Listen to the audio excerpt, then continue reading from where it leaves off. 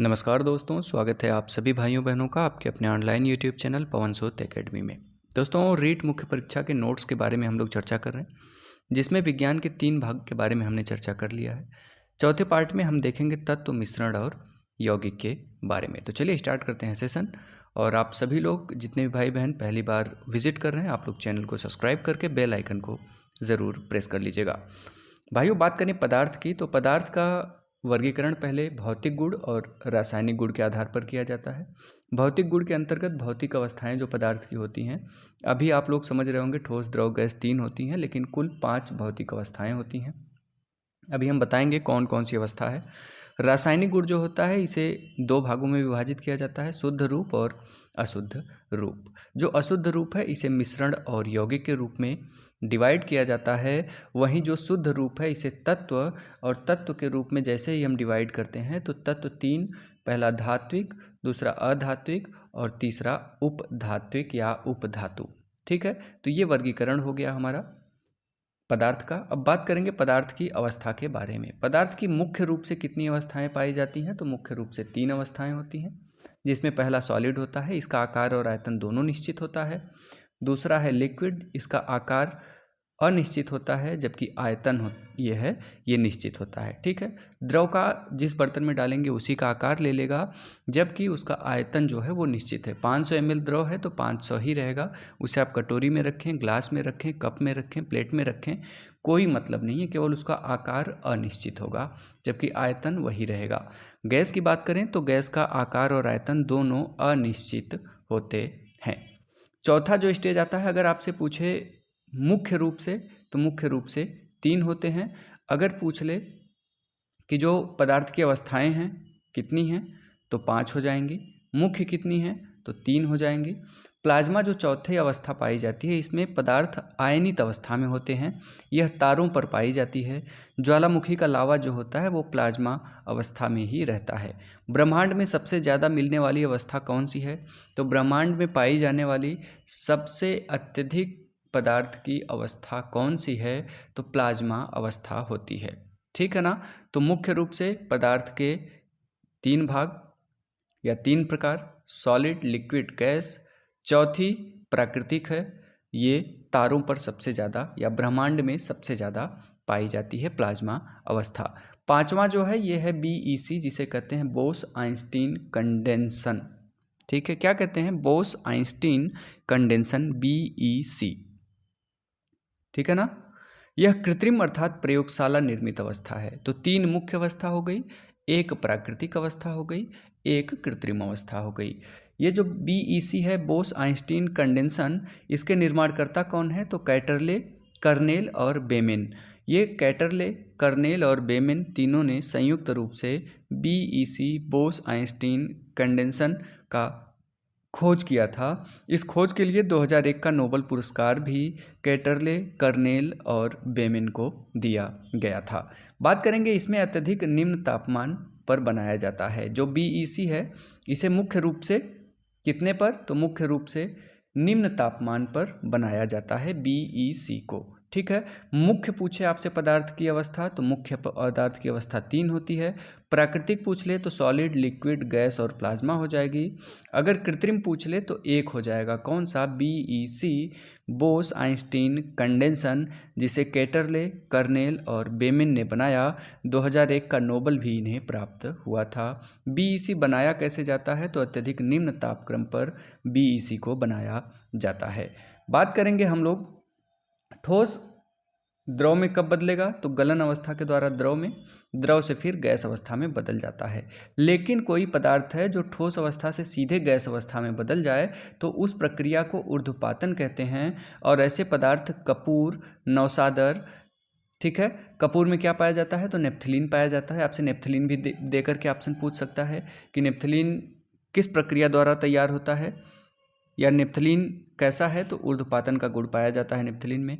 नौसादर जिसका बर्तनों के ऊपर कलई किया जाता है। साथ ही साथ NH4Cl या अमोनियम क्लोराइड के रूप में भी इसे जाना जाता है नौशादर को। तो ठोस अवस्था से सीधी गैस अवस्था में बदलने की प्रक्रिया ऊर्ध्वपातन कहलाती है, जिसमें कपूर और नौशादर हमारा हो जाएगा। जबकि गैस अवस्था से सीधे ठोस अवस्था में बदलने की प्रक्रिया क्या कहलाती है, तो निक्षेपण कहलाती है। ठीक है, ये क्लियर हो गया। ठोस से द्रव में बदल रहा है तो गलन होगा, द्रव से गैस में बदल रहा है तो वाष्पन या क्वथन होगा, और गैस से द्रव में बदले तो संघनन होगा। जैसे बारिश होती है, ठीक है, संघनन की प्रक्रिया के द्वारा। फिर द्रव से ठोस में बदले तो उसे पिंडन या हीमन कहते हैं। जो फ्रीज काम करती है, हम लोग लिक्विड वाटर रखते हैं उसमें और वो बर्फ के रूप में उसे जमा देती है, तो उसे हीमन कहा जाता है। ठीक है, उम्मीद है ये आपको क्लियर हो गया होगा। ऊर्ध्वपातन, पिंडन, गलन, वाष्पन, संघनन, निक्षेपण। ठीक है ना। ठोस से सीधा गैस में मतलब ऊर्ध्वपातन, गैस से सीधा ठोस में निक्षेपण, ठोस से द्रव में गलन, द्रव से गैस में वाष्पन या क्वथन, गैस से द्रव में संघनन और द्रव से ठोस में पिंडन या हीमन। ठीक है ना। चलिए बात करेंगे तत्व के बारे में। रासायनिक दृष्टि से पदार्थ का सबसे शुद्ध रूप क्या कहलाता है, तत्व कहलाता है। तत्व को न तो बनाया जा सकता है और न ही तोड़ा जा सकता है। यह तत्व का आपसे ऑप्शन देकर के पूछ सकता है। तो रासायनिक दृष्टि से पदार्थ का सबसे शुद्ध रूप क्या होता है, तत्व होता है। तत्व को न तो बनाया जा सकता है और न ही उसे नष्ट किया जा सकता है।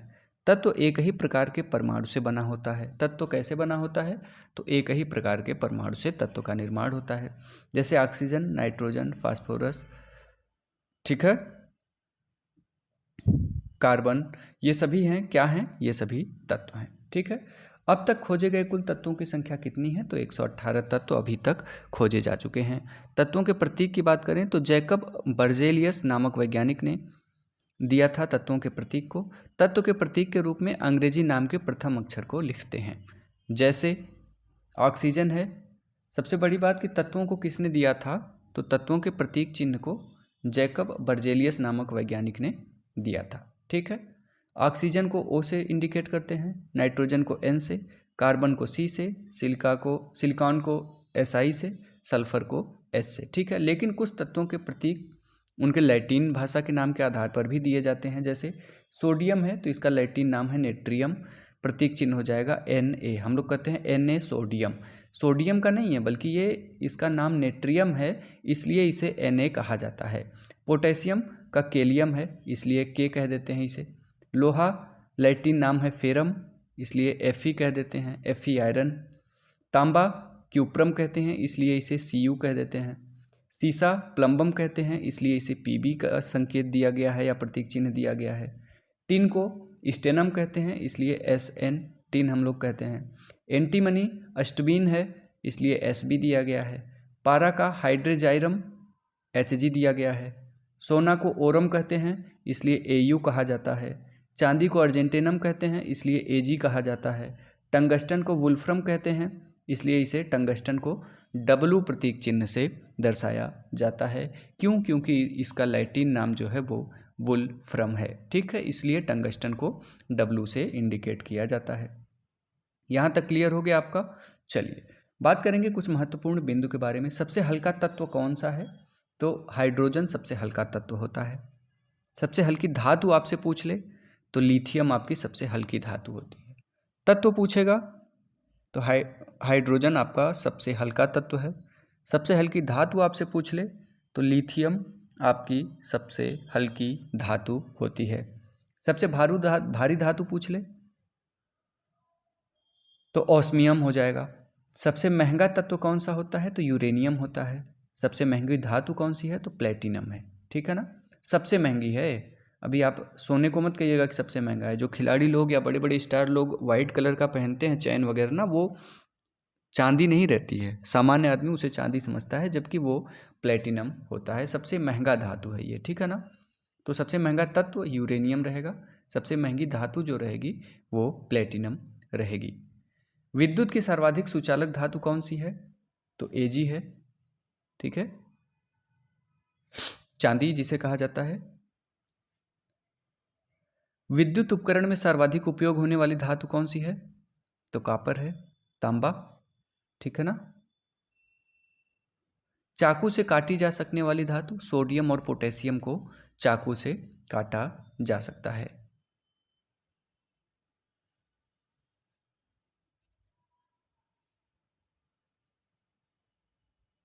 कैरोसिन या मिट्टी के तेल में रखा जा सकने वाला तत्व कौन सा है? तो सोडियम है। आपको पता है जैसे ही हवा के संपर्क में आएगा ये जल जाएगा।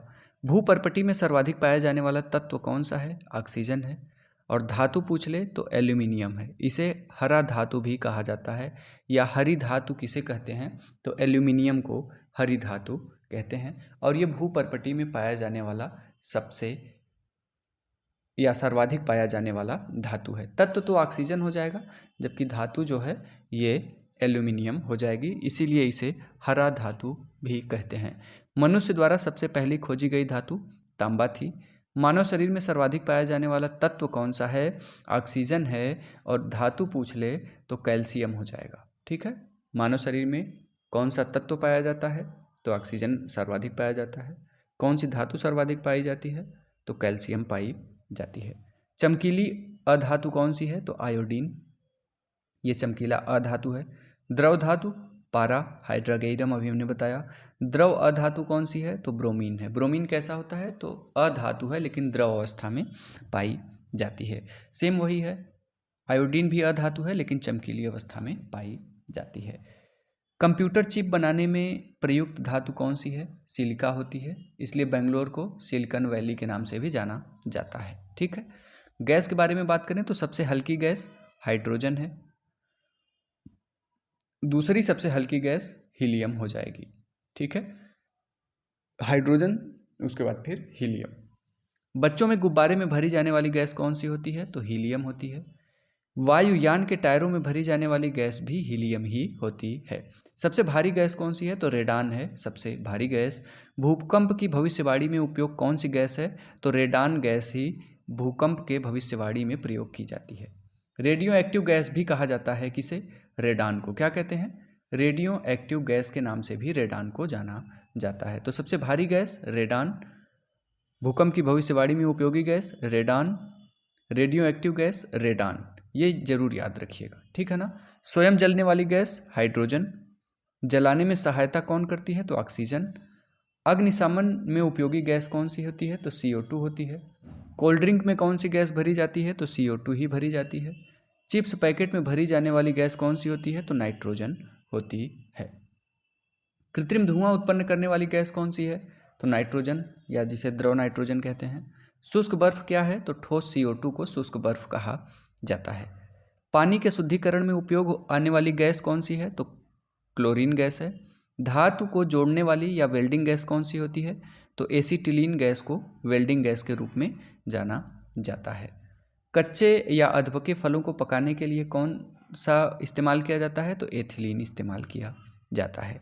धातु को काटने वाली गैस तो H2+O2 मिश्रित रूप में रहती है और ये धातु को काटने के लिए काम में ली जाती है। ऑक्सीजन सिलेंडर O2 और हीलियम रहता है। ठीक है, ऑक्सीजन सिलेंडर में क्या रहता है? हीलियम और O2 का मिश्रण भरा जाता है। हास्य गैस कौन सी है? तो नाइट्रस ऑक्साइड, जिसे N2O कहते हैं। हास्य गैस या हंसी लाने वाली गैस के रूप में इसे जाना जाता है। बेहोशी की गैस कौन सी है? तो क्लोरोफार्म को निश्चेतक गैस के रूप में भी जाना जाता है। वाटर गैस, जल गैस या भाप अंगार गैस कौन सी है? तो CO के साथ H2 का मिश्रण होता है, जिसे वाटर गैस, जल गैस या भाप अंगार गैस कहते हैं। CO+H2 का मिश्रण।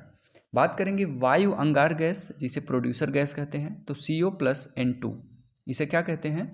वायु अंगार गैस या प्रोड्यूसर गैस कहा जाता है। Marsh gas, clathrate gas, ruminant gas, ये सभी मेथेन के नाम हैं। CH4 मेथेन को मार्स गैस कहते हैं, मेथेन को क्लेथरेट गैस कहते हैं, मेथेन को रूमिनेंट गैस के नाम से भी जाना जाता है। दम घोटू या विषैली गैस कौन सी होती है? तो CO को दम घोटू या विषैली गैस कहते हैं। LPG का पूरा नाम क्या है? लिक्विफाइड पेट्रोलियम गैस, जिसे द्रवित पेट्रोलियम गैस भी कहते हैं।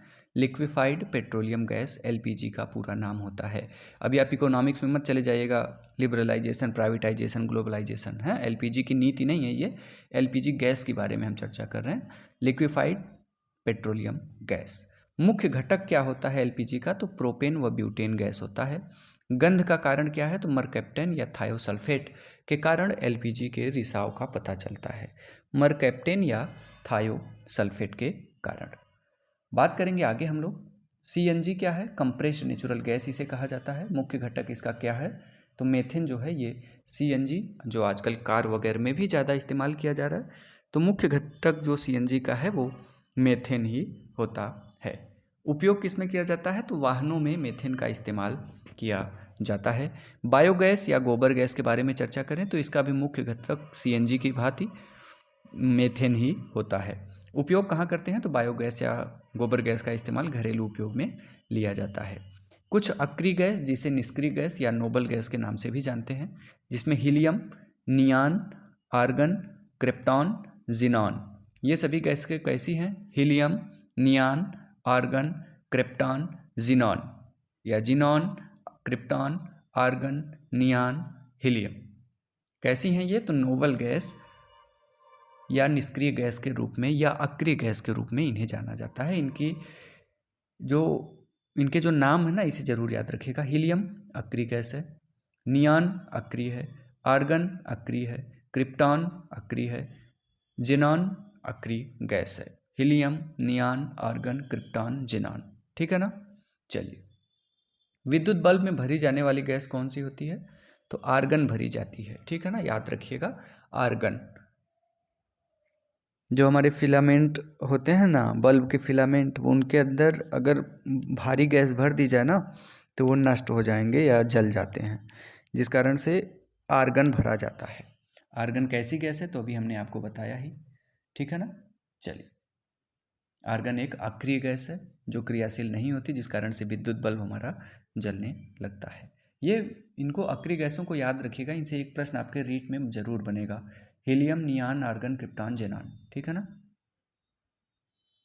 बात करेंगे आगे हम लोग। तत्व 3 प्रकार के होते हैं। पहला धातु, वे तत्व जो ठोस, चमकीले, आघातवर्धनीय अर्थात पीटने पर फैलते हैं।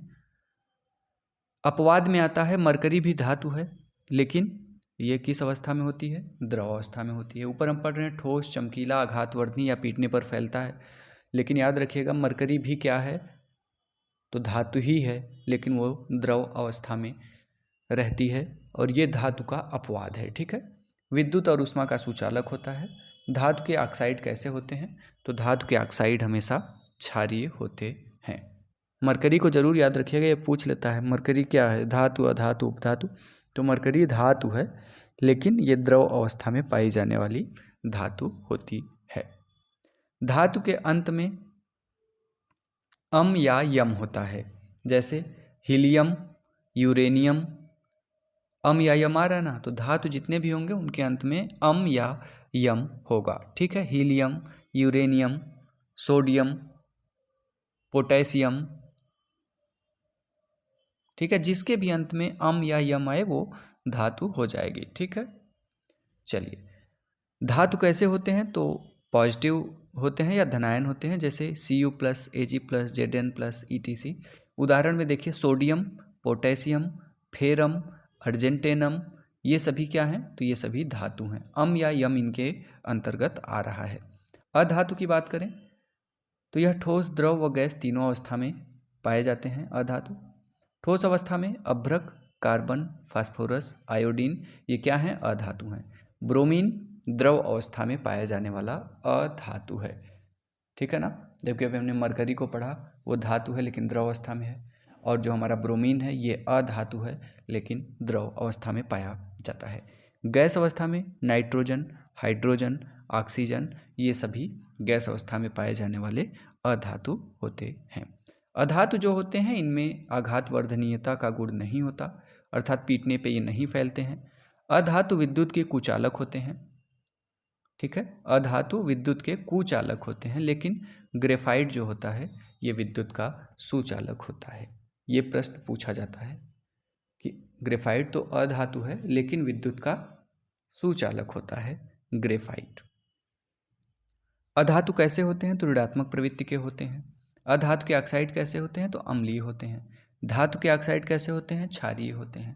अधातु के ऑक्साइड यहाँ पे है तो अम्लीय होते हैं। ऊपर हमने अभी पढ़ा कि जो धातु के ऑक्साइड होते हैं वो क्षारीय होते हैं, अधातु के ऑक्साइड अम्लीय प्रकृति के होते हैं। उपधातु के बारे में बात करें तो जिसमें धातु व अधातु दोनों का गुण पाया जाता है उसे उपधातु कहा जाता है। यह कम तापमान पर विद्युत के कुचालक तथा अधिक तापमान पर विद्युत के सुचालक होते हैं। वह धातु जो कम तापमान पर विद्युत का कुचालक तथा अधिक तापमान पर विद्युत का सुचालक होता है उसे क्या कहते हैं? उसे उपधातु कहते हैं। जैसे सिलिकॉन, जर्मेनियम, ये सभी क्या हैं? तो ये सभी उपधातु हैं। बात कर लेते हैं तत्वों को आवर्त सारणी में लिखते हैं। तत्वों को किस में लिखा जाता है? तो तत्वों को आवर्त सारणी के रूप में लिखा जाता है। सबसे पहले आवर्त सारणी किसने दिया था? तो सबसे पहले आवर्त सारणी जो था ये मेंडलीफ के द्वारा दिया गया था। लेकिन अगर पूछ ले आधुनिक आवर्त सारणी किसके द्वारा दिया गया, तो आधुनिक आवर्त सारणी मोजले के द्वारा दिया गया है। सबसे पहले तो मेंडलीफ ने आवर्त सारणी को प्रस्तुत किया, लेकिन आधुनिक आवर्त सारणी किसने दिया? तो मोजले महोदय के द्वारा आधुनिक आवर्त सारणी दी गई है। बात करेंगे आवर्त सारणी में कितने ब्लॉक होते हैं, बहुत महत्वपूर्ण है। आवर्त सारणी में कुल ब्लॉक की संख्या 4 होती है। कितनी ब्लॉक होते हैं आवर्त सारणी में? 4 होते हैं। पहला एस ब्लॉक जिसमें क्षारीय धातु तत्व आते हैं। पी ब्लॉक अधातु, धातु, उपधातु आते हैं। डी ब्लॉक इसमें संक्रमण धातु तत्व आते हैं। पूछ लेता है कि पीरियोडिक टेबल में या आवर्त सारणी में संक्रमण तत्व किस ब्लॉक में पाए जाते हैं? तो संक्रमण धातु तत्व जो होते हैं वो डी ब्लॉक में पाए जाते हैं। धातु, अधातु, उपधातु किस ब्लॉक में पाए जाते हैं? तो पी ब्लॉक में पाए जाते हैं। क्षारीय धातु तत्व किस ब्लॉक में पाए जाते हैं? तो एस ब्लॉक में पाए जाते हैं। लेंथेनाइट, एक्टिनाइट ये सभी एफ ब्लॉक में पाया जाता है। अर्थात आवर्त सारणी में कुल 4 ब्लॉक होते हैं, S, P, D, F. S block में आपका हमेशा क्षारीय धातु तत्व पाया जाएगा। पी ब्लॉक में धातु, अधातु और उपधातु आते हैं। डी ब्लॉक में संक्रमण धातु तत्व आते हैं और एफ ब्लॉक में लेंथेनाइट, एक्टिनाइट ये सभी पाए जाते हैं। तो 4 ब्लॉक हैं आवर्त सारणी में। आवर्त सारणी में वर्ग कितने हैं? आवर्त सारणी में 4 ब्लॉक होता है, 18 वर्ग होता है। वर्ग बाएं से दाएं वाले भाग को कहते हैं। और आवर्त कितने होते हैं? तो आवर्त 7 होते हैं, ऊपर से नीचे की तरफ। ठीक है, ये हमारा देखिए आवर्त सारणी है। ठीक है, इसमें 4 ब्लॉक पाए जाते हैं। पहला एस ब्लॉक, दूसरा पी ब्लॉक, तीसरा डी ब्लॉक, चौथा एफ ब्लॉक। ठीक है ना। एस ब्लॉक में क्या है? तो क्षारीय धातु तत्व। पी ब्लॉक में क्या है? धातु, अधातु और उपधातु। डी ब्लॉक में क्या है? संक्रमण धातु तत्व। एफ ब्लॉक में क्या है? Lanthanide, actinide. आवर्त सारणी में वर्ग कितने हैं? बाएं से दाएं तो आप देखते होंगे इस प्रकार की जो रेखा पाई जाती है, कुल 18 वर्ग होते हैं। जैसे पहला, दूसरा, 3 से लेकर के 12, 13 से 18 तक। इस प्रकार आवर्त सारणी में 18 वर्ग होते हैं। आवर्त कितने होते हैं? तो 7 आवर्त होते हैं। आवर्त का मतलब होता है क्या? ये वाली रेखा जो है, ये वाली रेखा, ये क्या कहलाती है? आवर्त कहलाती है। तो कुल, सॉरी, बाएं से दाएं। ठीक है, ये जो है ना, ये 18 वर्ग कहलाएंगे। ठीक है, ये वाली रेखा। और ये जो है ये क्या कहलाएगी? ये कंफ्यूज नहीं होइएगा, बहुत महत्वपूर्ण है। आवर्त क्या है? आवर्त 1 हो जाएगा, 2 हो जाएगा, 3 हो जाएगा, ये इस प्रकार से बटा रहता है ना। तो ये जो खाना है 1, 2, 3, 4, ये आवर्त आता है। ठीक है, ब्लॉक का मतलब हो गया 1, 2, 3, 4, 5, 6, 7। तो बाएं से दाएं वाले भाग को क्या कहते हैं? आवर्त, वर्ग कहते हैं। कितने होते हैं? तो 18 होते हैं। ऊपर से नीचे क्या कहते हैं? तो आवर्त कहते हैं। कितने होते हैं? तो इनकी संख्या 7 होती है। ब्लॉक कितने होते हैं? तो 4 ब्लॉक पाए जाते हैं। ये क्लियर रखिएगा। ठीक है, वर्ग आवर्त में गड़बड़ नहीं करिएगा। ये वर्ग, आवर्त और ब्लॉक से एक प्रश्न आपको देखने को मिलेगा। ठीक है, अधीनस्थ बोर्ड 100% पूछेगा कि वर्ग की संख्या कितनी? 18। आवर्त की संख्या कितनी? 7। ब्लॉक की संख्या कितनी? 4। S, P, D, F. S में क्या है? तो क्षारीय धातु तत्व है। पी में क्या है तो धातु, अधातु, उपधातु है। डी में क्या है तो संक्रमण धातु तत्व। एफ में क्या है तो एक्टिसाइट, लेंथेनाइट, ये सभी आपके एफ ब्लॉक में पाए जाते हैं। चलेंगे आगे, बात करेंगे अणु के बारे में। अणु क्या होता है तो पदार्थ की वह छोटी अवस्था जो स्वतंत्र रूप में पाया जाता है लेकिन रासायनिक अभिक्रिया नहीं करता, उसे क्या कहते हैं, उसे अणु कहते हैं। जैसे H2O, O2, CO2, ठीक है, ये सभी स्वतंत्र अवस्था में मिलते हैं लेकिन क्या ये करते हैं आपस में रिएक्शन? नहीं, इसलिए इन्हें क्या कहा जाता है, अणु कहा जाता है। परमाणु क्या है तो पदार्थ की वह छोटी अवस्था जो स्वतंत्र नहीं पाई जाती लेकिन रासायनिक अभिक्रिया में भाग लेती है। जैसे ONC, ठीक है, अभी ONC है, ये स्वतंत्र नहीं रहेगा, जबकि अगर हम इसको H2 के साथ मिलाएंगे तो ये H2O बना लेगी, जल बना लेगी, जिस कारण से इसे हम क्या कहते हैं, परमाणु कहते हैं। स्वतंत्र तो नहीं होता है लेकिन ये रासायनिक अभिक्रिया में भाग लेता है, उसे परमाणु कहा जाता है। परमाणु का खोज किसने किया तो जॉन डाल्टन के द्वारा इसे खोजा गया था, ठीक है ना। अणु जो है वो स्वतंत्र अवस्था में रहता है, रासायनिक क्रिया में भाग नहीं लेता। परमाणु स्वतंत्र अवस्था में नहीं रहता लेकिन रासायनिक क्रिया में भाग लेता है, ठीक है। बात करेंगे डाल्टन के परमाणु सिद्धांत के बारे में। डाल्टन के अनुसार परमाणु पदार्थ की सबसे छोटी अवस्था होती है जिसे विभाजित नहीं किया जा सकता है।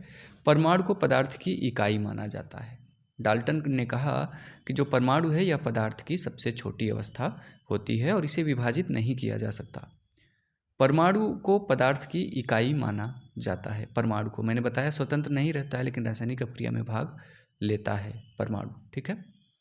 परमाणु की संरचना के कुछ सिद्धांत हैं जिसमें थॉम्सन मॉडल या प्लम पुडिंग मॉडल या वाटरमेलन मॉडल या तरबूज मॉडल ये पूछ लेता है कि परमाणु संरचना का तरबूज मॉडल किसने दिया, थॉम्सन ने दिया है। प्लम पुडिंग मॉडल किसने दिया, थॉम्सन ने दिया। वाटरमेलन मॉडल किसने दिया, थॉम्सन ने दिया। ये सभी थॉम्सन मॉडल के ही नाम हैं। परमाणु संरचना का पहला सिद्धांत थॉम्सन ने दिया था जिसे Thomson model, plum pudding model, तरबूज मॉडल या वाटरमेलन मॉडल कहते हैं। थॉम्सन के अनुसार परमाणु 10⁻⁻10 मीटर आकार का एक गोलाकार कण होता है जिसमें संपूर्ण भाग में धनायन पाया जाता है तथा ऋणायन इस प्रकार से बिखरा होता है जैसे तरबूज में बीज, ठीक है। क्या कहते हैं कि 10⁻⁻10 मीटर आकार का एक गोलाकार कण होता है जिसमें संपूर्ण भाग में धनायन पाया जाता है और ऋणायन इसमें इस प्रकार बिखरा होता है जैसे तरबूज में बीज, इसीलिए इसे plum pudding model, watermelon model, तरबूज मॉडल या थॉम्सन मॉडल भी कहा जाता है और ये सबसे पहला मॉडल है जो थॉम्सन के द्वारा दिया गया था। दूसरा मॉडल आता है रदरफोर्ड। प्रयोग किस पर किए थे रदरफोर्ड तो स्वर्ण पत्ती प्रयोग या अल्फा कण प्रयोग के नाम से भी रदरफोर्ड मॉडल को जाना जाता है। कि स्वर्ण पत्ती प्रयोग मॉडल किसने दिया, रदरफोर्ड ने। या अल्फा कण प्रयोग मॉडल किसने दिया तो रदरफोर्ड ने ही दिया था। रदरफोर्ड के अनुसार परमाणु गोलाकार कण होता है जिसका संपूर्ण भार इसके मध्य भाग में पाया जाता है जिसे इन्होंने नाभिक कहा। ये कहे कि एक गोलाकार कण है परमाणु जिसका पूरा भाग जो है वो नाभिक के पास केंद्रित रहता है, ये कहते हैं हमारे रदरफोर्ड महोदय, ठीक है। स्वर्ण पत्ती प्रयोग या अल्फा कण प्रयोग भी इनके मॉडल को कहा जाता है। तीसरा है बोहर मॉडल। बोहर मॉडल इस सिद्धांत के अनुसार परमाणु एक गोलाकार कण होता है जिसके नाभिक में न्यूट्रॉन व प्रोटॉन पाए जाते हैं तथा बाहरी कक्षाओं में इलेक्ट्रॉन चक्कर लगाता रहता है। इन कक्षाओं को KLMN द्वारा लिखा जाता है।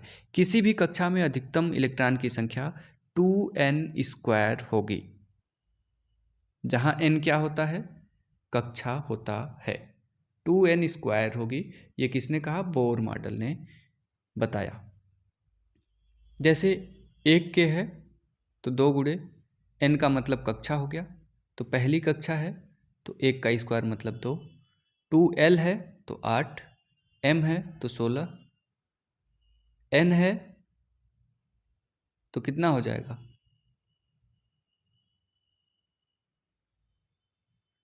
अगर यहीं पे हमारा 1K आप देख लिए 2 हो गया, 2L मतलब 8 हो गया, 3M मतलब 16 हो गया। अगर यहीं पे 4N हो जाता तो क्या हो जाता? 4 2 गुणे 4 की घाते 2, 4 चौक 16 दूनी 32 हो जाता। ठीक है, इस प्रकार से इसको देखे रहिए। इलेक्ट्रॉन की बात करें तो खोज किसने किया? जे थॉमसन ने।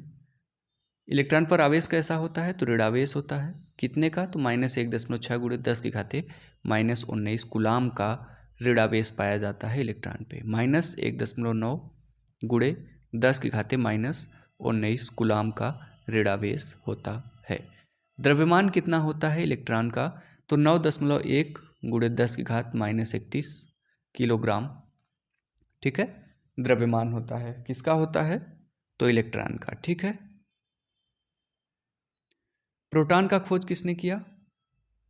जैसे हम कह देते हैं ना, प्रोटॉन का खोज रदरफोर्ड। नहीं, प्रोटॉन का खोज जो है वो गोल्डस्टीन ने किया था।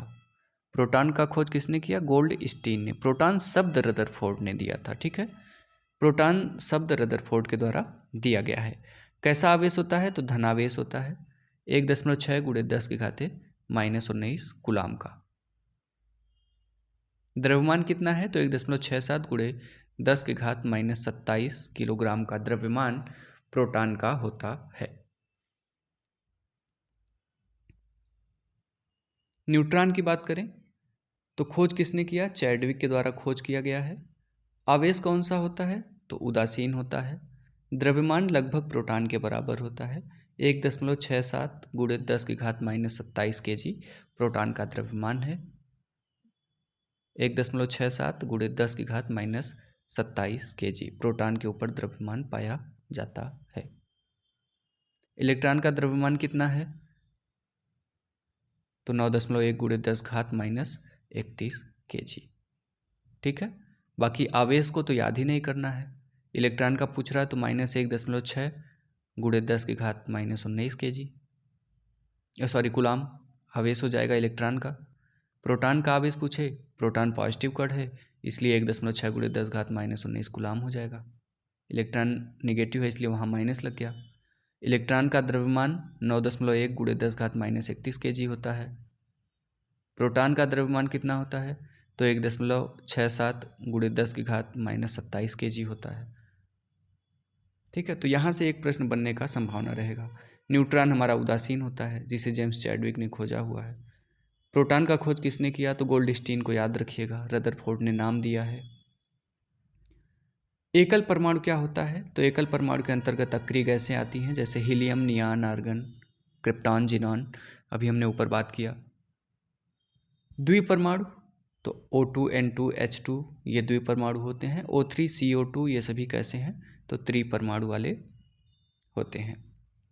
परमाणु का प्रदर्शन कैसे करते हैं? तो ये आप देख रहे होंगे ZXA, ये जो यहाँ पे A दिया गया है इसे परमाणु भार या द्रव्यमान संख्या कहते हैं। X जो है ये परमाणु या तत्व का प्रतीक होता है।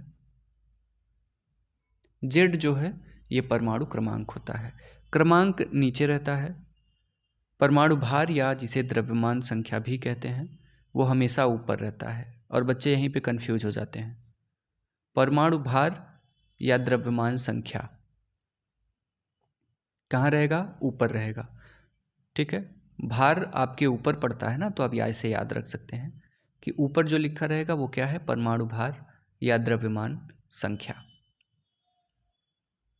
जो नीचे रहता है उसे क्या कहते हैं? परमाणु क्रमांक कहा जाता है। और जो X है ये परमाणु या तत्व का प्रतीक चिन्ह होता है।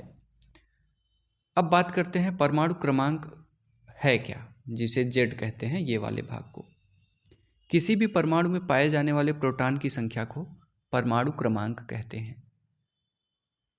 ठीक है, जैसे किसी में 17 प्रोटॉन पाए जा रहे हैं तो Z का वैल्यू क्या हो जाएगा? 17। अर्थात प्रोटॉन की संख्या को ही परमाणु क्रमांक कहा जाता है। परमाणु क्रमांक Z बराबर प्रोटॉन की संख्या होती है। परमाणु भार या द्रव्यमान संख्या, तो प्रोटॉन और न्यूट्रॉन की संख्या के योग को ही क्या कहा जाता है? परमाणु भार या द्रव्यमान संख्या, जो ऊपर की तरफ होता है। ठीक है, जैसे एक प्रश्न है यहाँ पे 6C14 में न्यूट्रॉन व प्रोटॉन की संख्या कितनी है, हमको ज्ञात करनी है। न्यूट्रॉन और प्रोटॉन की संयुक्त संख्या आपसे पूछे तो 14 हो जाएगी, लेकिन आपको पता होना चाहिए जो परमाणु क्रमांक है ये प्रोटॉन की संख्या के बराबर होता है, तो प्रोटॉन की संख्या इसमें 6 हो गई। अब परमाणु भार हमको निकालना है या द्रव्यमान संख्या, तो 14 हो जाएगा। ठीक है, और अगर प्रोटॉन की संख्या 6 है तो न्यूट्रॉन की संख्या कितनी होगी? 8 हो जाएगी। ठीक है, तो न्यूट्रॉन की संख्या 8 हो गई हमारी। तो इस प्रकार से जो परमाणु भार या द्रव्यमान संख्या होता है वो न्यूट्रॉन और प्रोटॉन का योग होता है। जो परमाणु क्रमांक होता है वो प्रोटॉन की संख्या होती है। ये चीज़ आप जरूर से याद रखिएगा। चलिए, समभारिक क्या होता है? दो या दो से अधिक परमाणु जिनमें परमाणु भार या द्रव्यमान संख्या समान होती है उन्हें समभारिक कहते हैं। भार ऊपर रहता है, जैसे 18 आर्गन 40, 19 के 40, 20 CA 40। इसमें सब आप देख रहे हैं ये बराबर है। ये का मतलब क्या? परमाणु भार या जिसे द्रव्यमान संख्या कहते हैं, तो ये समभारिक कहे जाते हैं। कितने भी आपको दे दें परमाणु और पूछे कि कौन सा समभारिक है, तो जिसका प्रोटॉन न्यूट्रॉन की संख्या या परमाणु भार या परमाणु द्रव्यमान बराबर है वो समभारिक कहे जाते हैं।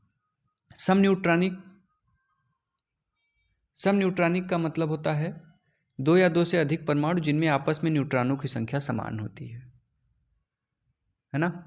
अभी हमने बताया कि नीचे जो लिखा है ये प्रोटॉन है, ये तत्व है, ये प्रोटॉन और न्यूट्रॉन की संयुक्त संख्या होती है। समन्यूट्रॉनिक में करते क्या है?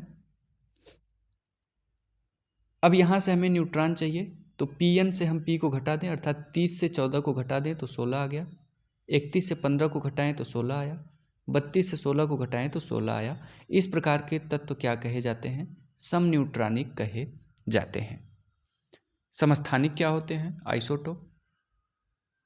दो या दो से अधिक परमाणु जिनमें परमाणु क्रमांक समान लेकिन परमाणु भार भिन्न भिन्न हो। परमाणु क्रमांक मतलब प्रोटॉनों की संख्या। परमाणु क्रमांक कहाँ रहेगा? नीचे रहेगा। ठीक है, ये बराबर रहना चाहिए। ऊपर कुछ भी दे दे, 1 2 3 4 5 कुछ भी दे दे, तो दो या दो से अधिक परमाणु जिनमें परमाणु क्रमांक समान लेकिन परमाणु भार या द्रव्यमान संख्या भिन्न भिन्न हो, तो उसे हम क्या कहते हैं? समस्थानिक कहते हैं। समस्थानिक का दैनिक जीवन में उपयोग क्या क्या है? तो जैसे C14 समस्थानिक पाया जाता है कार्बन का जीवाश्म की आयु ज्ञात करने के लिए, जिसे कार्बन डेटिंग कहते हैं। कार्बन डेटिंग में किस समस्थानिक का प्रयोग किया जाता है? तो C14 का। थायराइड की जांच में I131 का। ल्यूकेमिया या रक्त कैंसर की जांच में P32 का प्रयोग किया जाता है। ब्रेन ट्यूमर में AU198 का। एनीमिया या खून की जांच या खून की कमी की जांच में Fe59। रक्त परिसंचरण में Na24। तो याद रखिएगा, जीवाश्म की आयु ज्ञात करने के लिए कार्बन 14, थायराइड की जांच में आयोडीन 131, ल्यूकेमिया में P32 या रक्त कैंसर जिसे कहते हैं, ब्रेन ट्यूमर में AU198, एनीमिया या खून की कमी आयरन 59, रक्त परिसंचरण में सोडियम 24 समस्थानिक का प्रयोग किया जाता है। आगे बात करेंगे मिश्रण के बारे में। दो या दो से अधिक पदार्थों को आपस में बिना किसी अनुपात में मिलाया जाता है तो उसे मिश्रण कहते हैं। मिश्रण का सूत्र नहीं लिख सकते हैं। मिश्रण में मिलाए गए पदार्थ का गुण पाया जाता है। मिश्रण दो प्रकार के होते हैं, एक होता है समांगी मिश्रण, एक होता है विसमांगी मिश्रण। जब मिश्रण में मिलाए गए पदार्थ आपस में एक समान रूप में मिलते हैं तो उसे समांगी मिश्रण या शुद्ध मिश्रण कहा जाता है। जैसे दूध व पानी का मिश्रण, दूध और चीनी का घोल, पानी नमक का घोल, वायु में गैसों का मिश्रण। ठीक है, वायु में गैसों का मिश्रण किस प्रकार का है? तो समांगी या शुद्ध मिश्रण है। अब एक निश्चित अनुपात में पाया जाता है। ये नहीं है जैसे 78% नाइट्रोजन पाया जा रहा है, 21% ऑक्सीजन है, तो 21% ऑक्सीजन है तो 21% है। ये नहीं कि कभी ऑक्सीजन 78% हो जाए, नाइट्रोजन 21 हो जाए, ऐसा नहीं होगा। समान मात्रा में जब भी मिलाया जाएगा तो उसे समांगी मिश्रण या शुद्ध मिश्रण कहते हैं। विसमांगी या अशुद्ध मिश्रण, जब मिश्रण में मिलाए गए पदार्थ आपस में असमान रूप से मिलते हैं। जैसे पानी व तेल का मिश्रण मिलेगा क्या? असमांगी मिश्रण है। बालू रेत का मिश्रण मिलेगा क्या? असमांगी है। पानी और लकड़ी का बुरादा मिलेगा क्या? असमांगी है। ठीक है, दूध और तार की छीलन मिलेगी क्या? असमांगी मिश्रण हो जाएगा। ठीक है, तो असमान रूप से जो भी मिलाए जाएंगे वो विसमांगी के अंतर्गत आएंगे। यौगिक, दो या दो से अधिक पदार्थों को आपस में किसी निश्चित रासायनिक अनुपात में मिलाया जाता है तो प्राप्त नया पदार्थ क्या कहलाता है? यौगिक कहलाता है। यौगिक में मूल पदार्थ के गुण नहीं पाए जाते बल्कि नए गुण उत्पन्न होते हैं। जैसे हाइड्रोजन में हमने ऑक्सीजन मिला दिया, बन गया क्या? H2O। हाइड्रोजन स्वयं जल जाती है ये गैस, ऑक्सीजन जलाने में सहायता करती है, लेकिन इन दोनों को जब मिला दिए तो हो क्या गया? आग बुझा देगा। कौन? पानी। पानी क्या है? तो यौगिक है। ठीक है, याद रखिएगा, यौगिक दो या दो से अधिक पदार्थों को रासायनिक अनुपात में, निश्चित रासायनिक अनुपात में मिलाया जाता है तो जो नया पदार्थ प्राप्त होता है उसे ही यौगिक कहा जाता है। ये जो यौगिक होते हैं ये मूल पदार्थ की तरह व्यवहार नहीं करते। हमने आपको बताया ही, हाइड्रोजन का मूल स्वभाव है कि वो स्वयं जल जाता है, ऑक्सीजन जलाने में सहायता करता है। एक खुद जल रहा है, एक जलाने में सहायता कर रहा है, लेकिन दोनों को मिला दिए तो दोनों को बुझा देगा, जल बन गया। इस प्रकार जल क्या हो गया? यौगिक हो जाएगा। ठीक है ना, निश्चित रासायनिक अनुपात में जब भी रहेगा तो यौगिक हो जाएगा। यौगिक दो प्रकार के होते हैं, एक कार्बनिक यौगिक, दूसरा अकार्बनिक यौगिक। वे यौगिक जिनमें कार्बन व हाइड्रोजन दोनों एक साथ पाए जाते हैं उन्हें कार्बनिक यौगिक कहते हैं। पहले हम जानते थे कि जिसमें कार्बन पाया जाएगा वो कार्बनिक, जिसमें कार्बन नहीं पाया जाएगा वो अकार्बनिक, लेकिन ऐसा नहीं होता।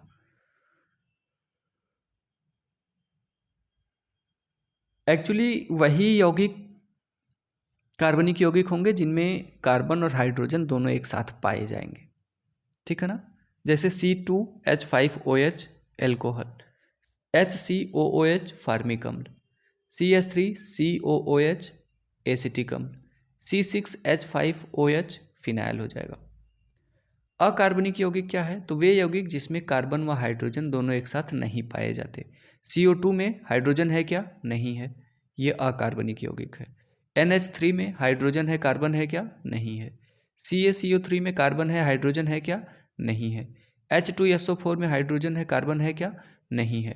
तो जिसमें कार्बन और हाइड्रोजन एक साथ नहीं पाए जाएंगे वो सभी हमारे अकार्बनिक यौगिक कहलाएंगे, और जिसमें कार्बन और हाइड्रोजन पाया जाएगा एक साथ वो हमारे कार्बनिक यौगिक कहे जाएंगे। ठीक है ना, कुछ नोट कर लीजिएगा। मानव शरीर में सर्वाधिक पाया जाने वाला कार्बनिक पदार्थ कौन सा है? तो प्रोटीन है।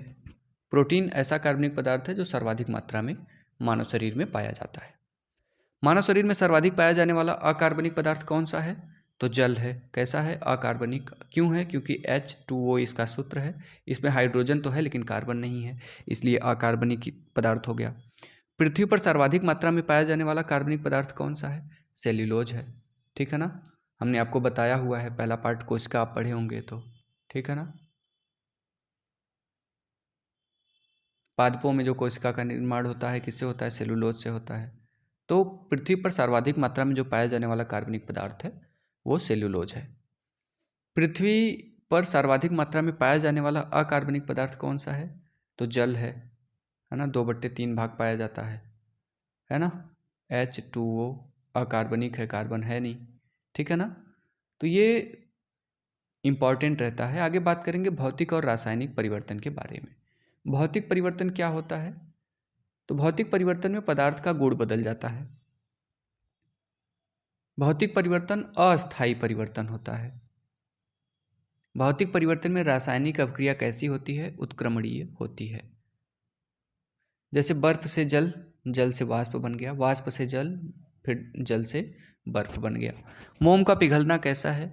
भौतिक है। पानी में नमक चीनी का घोल, भौतिक है। फलों का काटना, भौतिक परिवर्तन आएगा। रासायनिक परिवर्तन क्या है? तो इसमें भौतिक रासायनिक दोनों गुण बदल जाते हैं। भौतिक परिवर्तन में तो केवल भौतिक गुण बदलता है, लेकिन भौतिक रासायनिक में, रासायनिक परिवर्तन में भौतिक और रासायनिक दोनों गुण बदल जाते हैं। यह अस्थायी परिवर्तन होता है जिससे नया पदार्थ बनता है रासायनिक परिवर्तन से। रासायनिक अभिक्रिया अनुत्क्रमणीय होती है। दूध से दही का बनना कैसा है? तो रासायनिक है। इससे क्या नया पदार्थ बन पाएगा? फिर दही से आप दूध बना पाएंगे? नहीं बना पाएंगे। तो दूध से दही का बनना क्या है? रासायनिक परिवर्तन है। मोम का जलना रासायनिक परिवर्तन है। सभी दहन प्रक्रिया कैसी होती है? तो रासायनिक परिवर्तन होती है। लोहे पे जंग लगना रासायनिक है। तांबे का हरा हो जाना रासायनिक परिवर्तन है। चांदी का काला पड़ जाना रासायनिक परिवर्तन है। सेब का कालापन रासायनिक है। दूध से दही को आप याद रखिएगा, हमेशा रासायनिक परिवर्तन में एक नया पदार्थ बनेगा, ठीक है, और इसे पुनः अवस्था में परिवर्तित नहीं किया जा सकता। दूध से दही बन रहा है तो रासायनिक परिवर्तन उसमें हो रहा है। भौतिक परिवर्तन में मत लेके चले जाइएगा कि दूध से दही है तो भौतिक हो जाएगा, नहीं। भौतिक जो होती है ना, ये मोम पिघल गया, कोई बात नहीं, पानी में नमक चीनी का घोल कर लिए, ठीक है, केवल उसकी अवस्था परिवर्तित होती है। यहाँ पे तो फिर वो प्राप्त ही नहीं हो पाएगा। जैसे पानी में नमक चीनी का घोल दिए, फिर पानी को उड़ा दिए गरमा के, तो नमक चीनी जैसा है कि वो हमको मिल जाएगा, है ना। तो इसमें भौतिक अवस्था भौतिक में परिवर्तित होता है, रासायनिक में भौतिक और रासायनिक दोनों परिवर्तित हो जाता है। दूध है, लिक्विड में है, और जो दही बन गई वो हमारी थोड़ी सॉलिड में आ गई, इसमें रासायनिक परिवर्तन कहेंगे, ठीक है ना।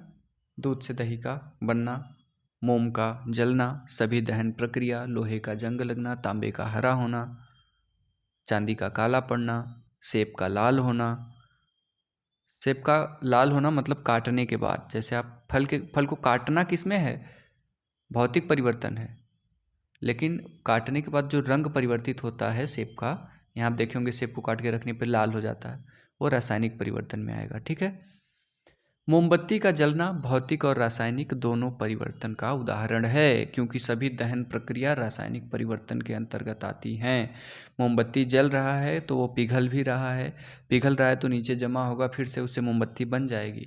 तो मोमबत्ती का जलना भौतिक और रासायनिक दोनों अभिक्रिया या दोनों प्रतिक्रिया होती है, ठीक है ना। तो याद रखिएगा, दूध दही रासायनिक है, फिर से मैं बार बार कह रहा हूँ, कन्फ्यूज़ नहीं होइएगा। मोमबत्ती का जलना भौतिक और रासायनिक दोनों परिवर्तन होता है। तो ये हमारे रहे तत्व, यौगिक और मिश्रण। कैसा रहा सेशन? कमेंट ज़रूर करिएगा। मिलते हैं नेक्स्ट सेशन में, तब तक के लिए हंसते रहिए, मुस्कुराते रहिए, पढ़ते रहिए। पवन सुत एकेडमी।